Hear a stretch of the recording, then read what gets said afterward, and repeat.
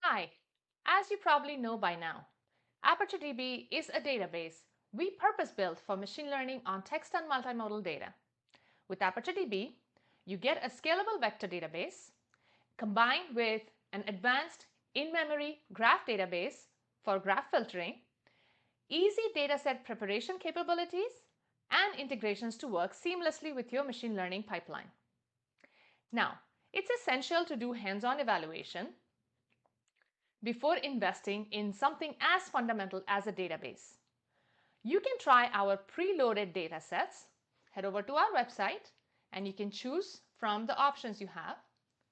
Or for prototypes where you can't send data outside of your organization, you can try our easy to set up Docker, which is what we'll focus on today in the rest of this video. On our website, you can use these simple instructions or share your email so we can send useful links as you go through building your own prototype. We also recommend joining our Slack channel for easy access to our team. Now, in the meantime, why don't you head over to our documentation to this setup guide. We have a simple Docker option, or you can use a Docker Compose, which will also give you access to our web front end so that you can easily look at the images or videos that you might have added or navigate the metadata graphically. So now, we start with getting the Docker Compose file. I already have it here saved like this. Then we do a Docker pull. So if you go over here, you can either choose to pull and update the Docker every time, or you can just do a Docker Compose up. So in this case, I want to make sure I have the latest update. So I copy these instructions. I head over here where my Docker Compose file is. This will pull the latest. And now I can launch the database. That's all you need to do for the setup. And now I'll launch the database as such. Now to ensure the database is up, you can just head over to the web UI, which will be launched on port 80. Now I had already loaded some data here, so I will see some data, but this shows you the status of the database. Typically, when you first start, you will have to log in. The default login in this case is just admin, and you can of course change that over here.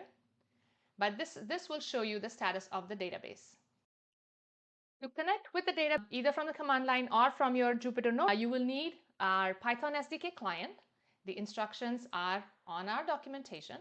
You can follow them here to install the client and then create a local config, which is where you can put the information about the machine on which you have set up the database.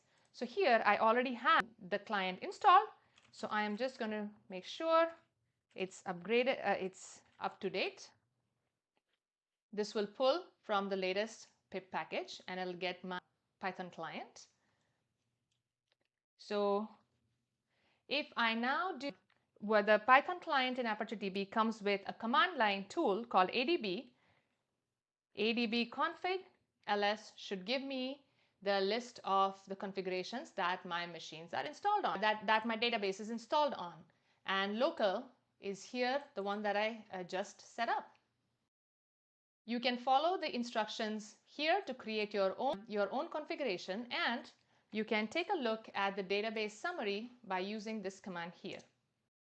So this will show you that we are connected, the number of entities and connections, which, once you load some data following our next set of instructions, you'll be able to see the data that already exists.